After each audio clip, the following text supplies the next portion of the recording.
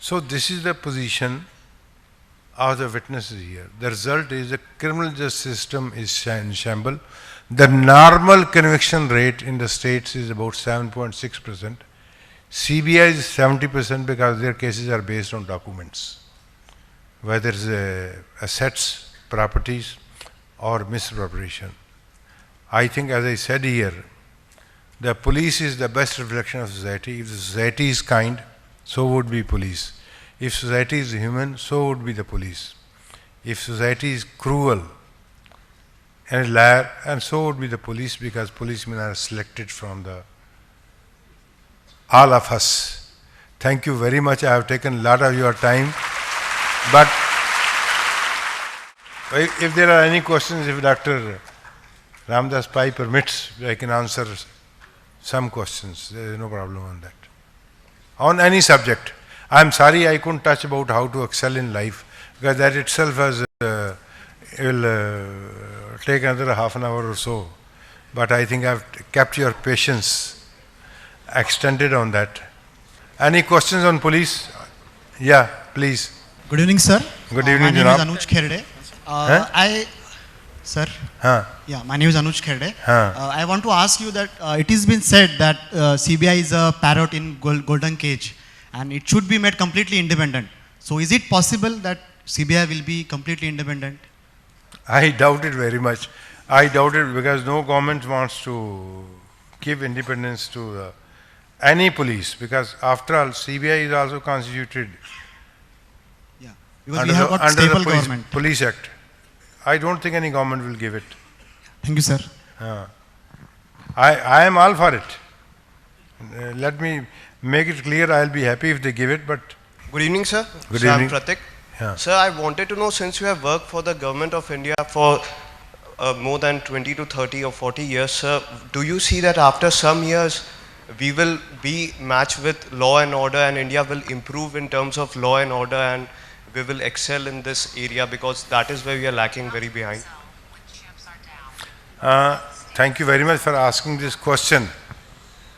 But point is here, there are 21 lakh policemen sanctioned posts in the country. There are 15 lakhs actual positions, 6 lakhs vacancies. And you know the jobs are sold. Allahabad High Court struck down the appointment of some 22,000 constables on that. So it depends upon the government of the day, and it is state subject. First, let them fill up the existing vacancies itself. Where is the question of improving? They don't have the training institutes. They had one in Chandpatna, one in Mysore. I think one or two more probably would have come up, that's all. There is nothing more. Yeah, please. Hello, sir. Yes, please. What is your take on Naxalism in this country, and why it has prevailed so long? Thank you for asking the question. Answer is very simple. Because you have no laws, you are treating them under like 302 murder. An inspector was beheaded. It is utmost cruelty, but where do you get the witnesses? For everything you need witnesses. And courts don't believe, because the police has such a bad image here. They say, bring a witness who has seen so and so doing it. 75 policemen were killed in Chhattisgarh. Entire company was wiped off. 10 accused were charged, all of them were acquitted, all the witnesses turned hostile. And it's right also, you have to have a witness for everything. Good evening, sir. Good evening. This side. As you have listed so much of problems, and we also face so much of problems through the system. So what's your take about the resolutions or how to change the system in India? But is anybody willing to change? This is one question. I am one with you. Now, may I have your permission to take up the other subject? If no other questions are there. Hello, sir. Yeah. My name is Joel, sir. You mentioned about Julio Ribeiro. I just wanted to know his contribution in the Indian police and dealing with Khalistani rebels. I think but for him, the Punjab police would not have been revived. A DIG of police was killed right in the Golden Temple, where he had gone to pay homage to the holy book, which is kept there. We have no other deity that way. So police were being killed left and right. The terrorists had the upper hand. And I think it is, first of all, Mr. Ribeiro, as I told you, gave a call for bullet for bullet. That's how the battle was won. You are not doing it in Chhattisgarh, you are not doing it in other places where terrorists are ruling roost. So you see the results. They want the police officers to take responsibility. And you know, it's if somebody kills here, I suppose the Islam says eye for eye and tooth for tooth. That is a policy which is adopted universally in Muslim countries. I'll give you an example. I went to Dubai for a lecture. I asked host, how is the position? He said, first class, nobody commits a crime. He says, one person close to royal family, he was also a distant relative of the royal family, committed a rape, thinking that his father will save him. He went to the king. He says, sorry, I can't violate my law. It has to be followed. He was beheaded publicly. So let us not, point is here. Government should be very clear in your mind what it wants to do. You can't be willing to strike but afraid to wound. This is the policy which normally all the governments have been adopting. Thappad to maar dein, but chot nahi lage. You can hit a person, but don't injure him.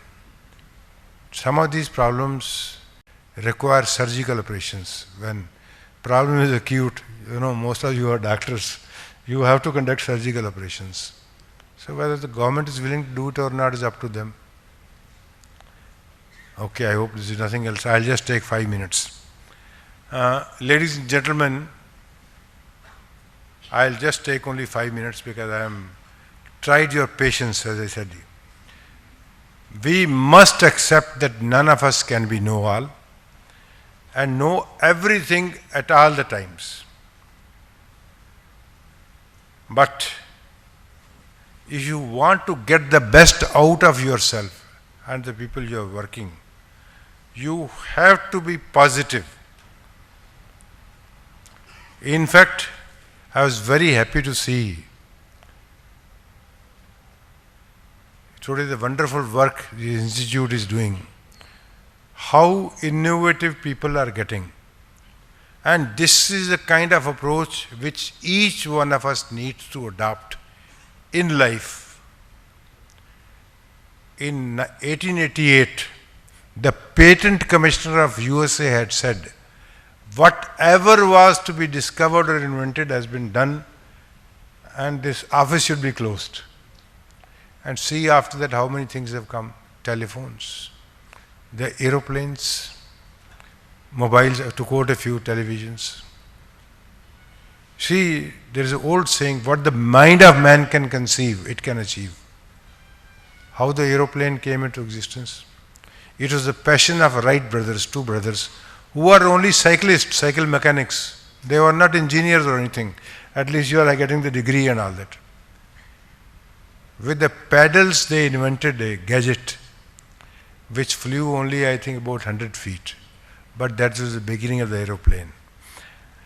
And it applies to each one of us that we should be looking for the ways how we can do better things in life, how we can discover and be always a learner. If you think that you know everything, then forget about learning anything. You have to make a lifelong commitment. And I always say that as my motto, that every person I meet is my superior, in that I can learn something from him. So if you adopt this approach,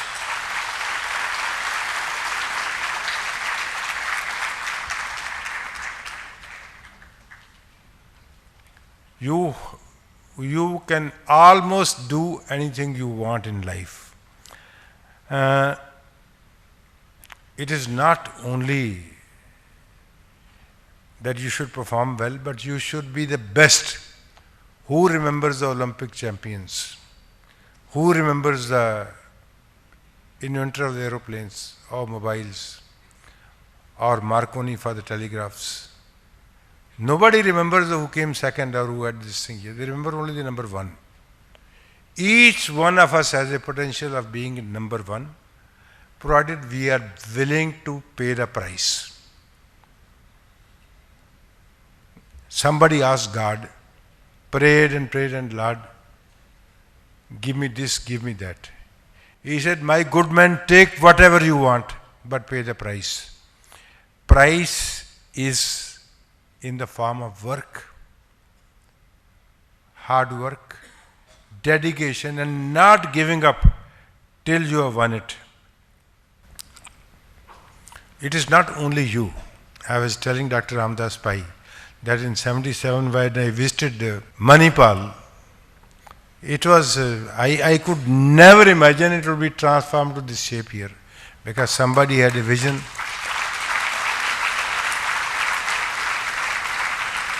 Somebody worked for it. But point is here that we need leadership. Each one of you is a leader in some way or other. I had the privilege of working with my very good friend, Mr. late Gundurao, who was my minister as well as later on Chief Minister of Karnataka. I won't say that he was much of an intellectual, but he was always willing to learn. And by your learning, you can create trust in you that whatever you will say, will do it and be the best. I learnt a lot of things from him. He said, once you trust somebody, if he lets you down, then don't ever trust him.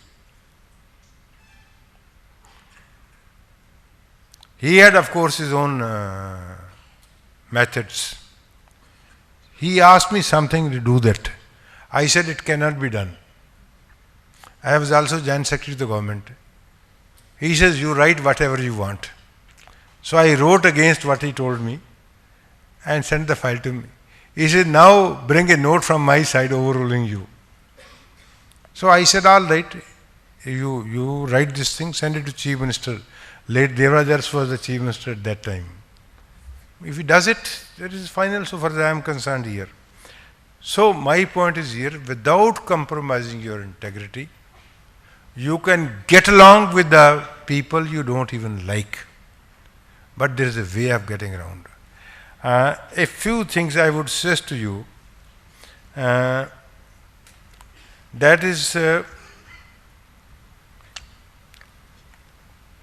you must be willing to accept the change in circumstances, people, in the gadgetry. Nothing is sacrosanct. I mean, I have run out of thinking what more can be invented here than what I have seen here. Now, I remember that once I had to go to Philippines, Hong Kong and Indonesia for some program. I was on leave. I wanted to tell Bhattacharya, who became later on Chief Secretary, I said, please issue the orders permitting me to take charge in Delhi. I had to wait for 3 hours on telephone in Firozpur. That with the recommendation of the district police chief, कि जल्दी phone मिला देना, get him connected immediately.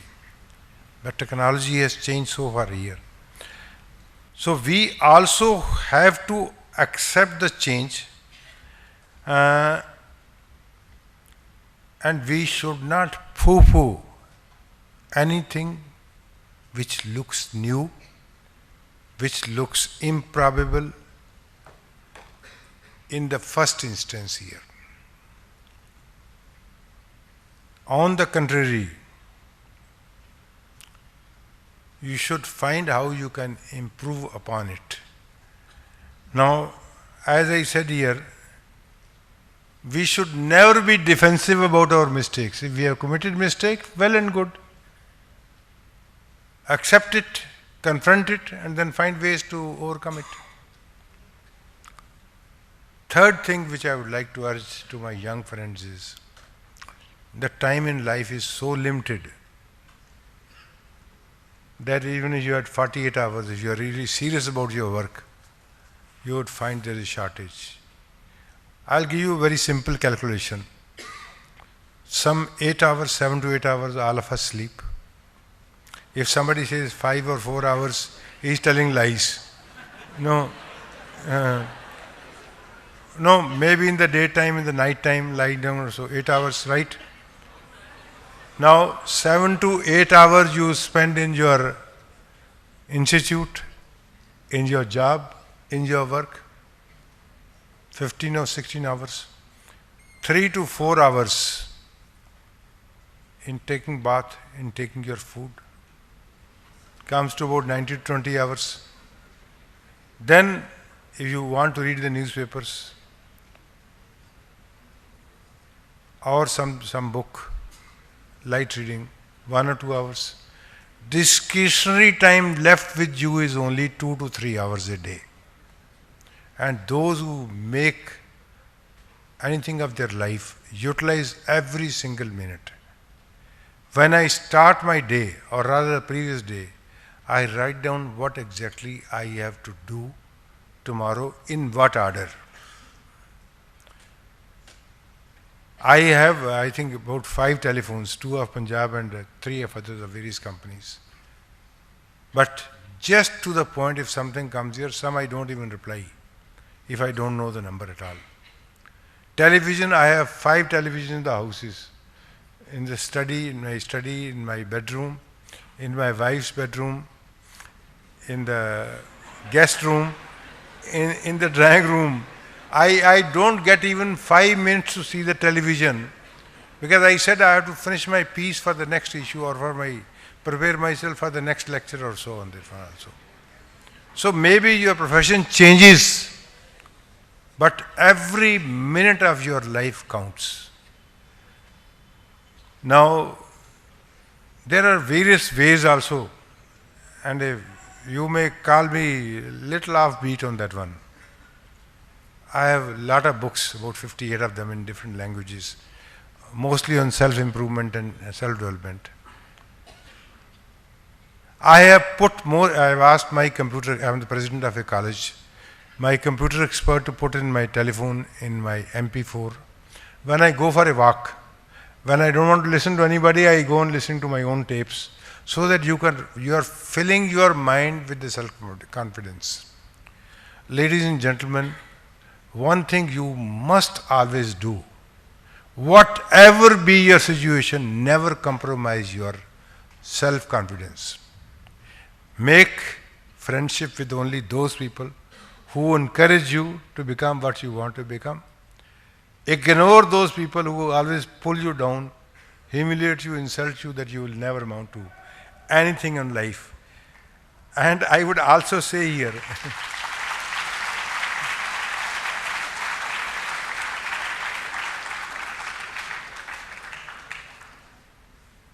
learn lessons from your bungling and stumbling.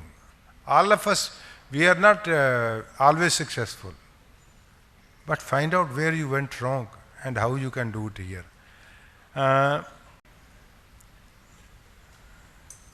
Then develop your own work culture. Everything must have a place. It is not that I don't gossip. It is not that I don't see TV. But maybe once in a while, some program of my choice is coming, maybe half an hour, 20 minutes, unless it is something new here. Don't spend all the time on this. One small recommendation I would request all of you to bear in mind is,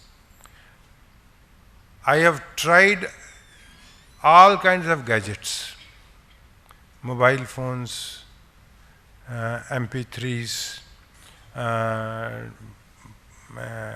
what is PDF, everything. palm development and all that. I found there is nothing like a written word. You write down 2 words and you remember all that also. Secondly, you have to compare yourself with yourself, not with others. Find 5 minutes in the night before you sleep to introspect what you have done right and what you have done wrong. It's a great way to improve yourself. There are a lot of attractions. I know mobile phone has all gadgets, Facebook, WhatsApp and all that. I don't know even half of them. Even if I know, I don't use them, because what is the point of making friendship with somebody in USA whom you are never going to meet? My point is, you have to ask these questions. You have to ask yourself, what is in it for me? I am not asking you to be selfish, but I am asking you that first